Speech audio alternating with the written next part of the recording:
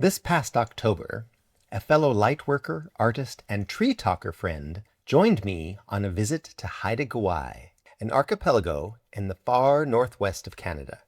It is extremely remote, and it is the ancestral home of the Haida, famous for their art and their work with cedar, weaving garments and baskets and rope, carving canoes and totem poles, and building extraordinary longhouses. The red cedar has grown on Haida Gwaii for 5,000 years and can grow to 60 meters tall, 6 meters in diameter, and live over 1,000 years old. This culture, the Haida, has almost entirely been wiped out by colonialism, yet their culture, their language, and their art survive amongst a very small but resilient population on this little archipelago. We were totally guided by spirit on this journey, and the management, as Freddie Silva says, took care of our visit. We experienced 10 days of total sunshine at a time of year that is customarily total rain. We met amazing spiritual people who took us out to visit powerful sites. They shared their customs, their wisdom, their lore, and their law with us. And as my friend and I learned more about the Haida, it was clear that there was a very special bond between these people and the red cedar tree. As someone who walks with inner wisdom, you understand that every sacred relationship has an origin story, a moment when the divine presence first revealed itself. I kept asking everyone we met if they knew the story of this bond between the red cedar and the people. We kept getting assurance that there was an ancient bond, but no one knew of a particular origin story. The library at the Cultural Center had several books about the relationship with the cedar, but no story or primary legend. It was odd to me because they have fantastical stories about eagles and ravens and whales and salmon, but I couldn't seem to unearth the story that I longed to hear about the people and the cedar. Maybe I'd find the story across the 10 days. And so, my friend and I headed out for our first hiking adventure, and as we entered the trail, it hit me. A clear spirit message. Stop asking the people, ask the cedar for the story.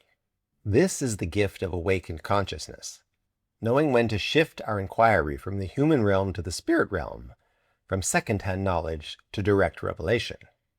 Well, no sooner had I received this message when immediately along the trail, we came across a huge cedar, what the Haida referred to as a monumental cedar. As you can see, she is enormous. It took us a while to get over simply being awestruck by her. We introduced ourselves and just sat with her for quite a long time. She asked me if I had a ceremony to perform, so I took out my smudge kit and I offered her the cleansing from the prairie sage, the protection of cedar needles from her much smaller cousins on the mainland, and I called in the positive energy and good spirits by burning some sweetgrass. She was delighted. As we circumnavigated her huge trunk, we noticed a large opening, big enough to walk inside, and so we did. I explained my quest for the story of their relationship with the people, and here's what she said. What follows is an actual field recording from that day, inside this grandmother tree. This is the kind of direct spirit communication that you're ready for. Unfiltered, raw, and profound. So I'm asking the red cedar if she knows the story of the agreement between the red cedar and the people. So she says, well, when I was a young tree, I was surrounded by the elders. So I know the story. So can you share the story with us? When the people first came to this island place, they were small and fragile, soft skin. They had no clothes. They had no bark to protect them. So we looked after the people, and we shared our coats, bark, clothing with them to keep them warm and dry. They were so fragile. So our first relationship with the people was as protectors and nurturers, mother type characters. And as the people began to let us help them to protect them and provide for them, they discovered how to make rope and string.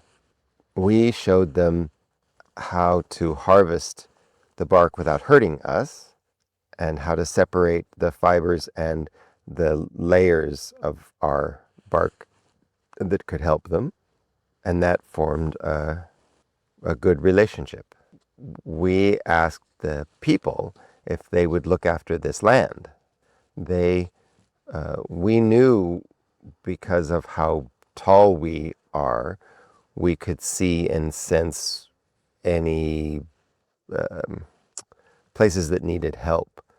And the people, because they can move around, were able to help the waters flow, the streams to be cleared, the land to keep our feet from rotting.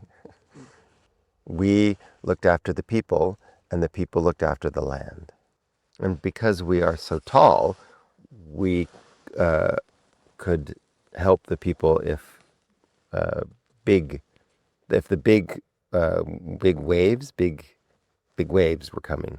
Because the people were kind and good and appreciative of our care, we introduced the people to the other tree. The other trees didn't instantly warm to the people or trust the people, the humans, but we felt sorry for them. We felt that we could help them and protect them. So we formed the first friendship, and then were able to introduce the people to the other trees that had different medicines for them and different provided different help. I'm not sure what that part of it is. So she's saying, I think the important part of the story is that my ancestors, the red cedars from the beginning, saw these poor, struggling humans, naked and delicate. And it was our compassion that couldn't let them be cold and naked and vulnerable. So we've always felt a responsibility to help the people. She's saying, there's a story of the first canoe, but I don't know it. I don't know it enough to share it with you. Something about, she knows enough about the story that it was a joint project between the people and the trees. But she said there is a traditional story of the first canoe, but I don't know it. What are you getting? I'm getting that she's a she, kind of grand, and that her roots are deep. They go to the water. They go out, which is why some worry about water levels. She says she's managed to know how to lift her roots. Curtsy, I guess. Curtsy. That's tries to teach it to the younger ones. They don't always listen. So there was also something about the roots and the movement. The earth move, and she rides it like a wave. The waves of the water, of the tide, lifting the roots. There's something about being very tall and overlooking. Like, it's not about ego or competition. It's functional. Be the weather coming but it's also fun. The wind and the birds and the ones who fly, the birds, but also the others who fly. That feels playful and fun. So that's a reason to grow taller, to the sky and to the sun and to the flying ones. And I wanted to know how she feels about this hollow space in the heart and the hollow. And she says it's okay, but she has rootedness all around. It's a bit like a canoe. It's hollowed out, fiddle, and so it's actually, she's more nimble or something, able to withstand. And welcome. Listen to how she began the story. When I was a young tree, I was surrounded by the elders, so I know the story. Well, this is exactly how wisdom is passed. Through living presence, through relationship, through the willingness to sit at the feet of those who came before. As an awakened soul, you understand this. You've done this. You are doing this. Now notice the essence of what she shares. The cedar saw fragile beings, naked, vulnerable, struggling, and their response was compassion. Not judgment, not superiority, compassion. They shared their bark, their protection, their very bodies to clothe and shelter the people. And in return, they asked only that the people care for the land, that they help the waters flow, clear the streams, and tend the earth.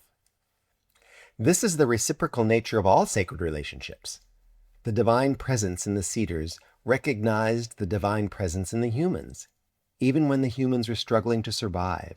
And from that recognition came nurturing, teaching, and mutual care.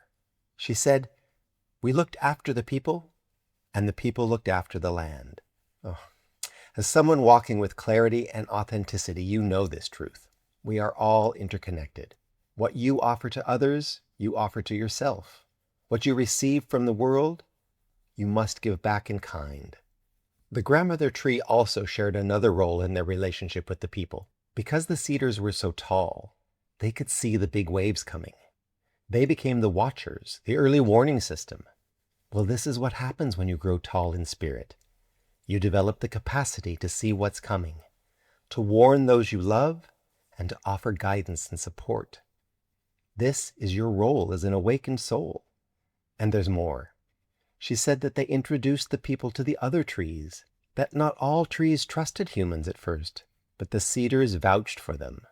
Well, this is the work of those who see clearly, to bridge worlds, to create trust where there is suspicion, to introduce the seeking to the sacred. Then we thanked her and left her inner sanctuary. On the way out, we found a carved cedar plaque that reads, "I am the grandmother of the Haida, one of thousands of trees, yew, spruce, cedar, pine, hemlock, and alder, that grow to provide, nurture, and teach. The Haida use my bark for weaving baskets, my wood for carving canoes, and my branches as canes for Haida elders, among many other uses. The Haida acknowledge and thank us for providing and never take more than they need. I am life. I am an ancestor of the people of the cedar. I remain the heart of the Haida." This extraordinary bond between the cedar and the people has been an enduring relationship for thousands of years. And here's what I want to leave you with, awakened ones. The story you just heard didn't come from a book, didn't come from a tour guide or a museum. It came directly from standing before an ancient being, asking with reverence, and listening with an open heart. This is the deeper insight you're ready for. This is the profound connection available when you walk with clarity and authenticity, and when you recognize the divine presence in yourself and in all living things. The grandmother cedar didn't just share a story. She offered us the wisdom of 6 principles for how to live. Number 1, see the vulnerable and respond with compassion. Number 2, share what you have without depleting yourself. Number 3, ask for reciprocity, not domination. Number 4, stand tall so you can see what others cannot. 5, use your vision to protect and guide. And 6, be willing to vouch for those who are ready to learn. This is your path. This is who you are becoming. This is the profound connection you're ready for.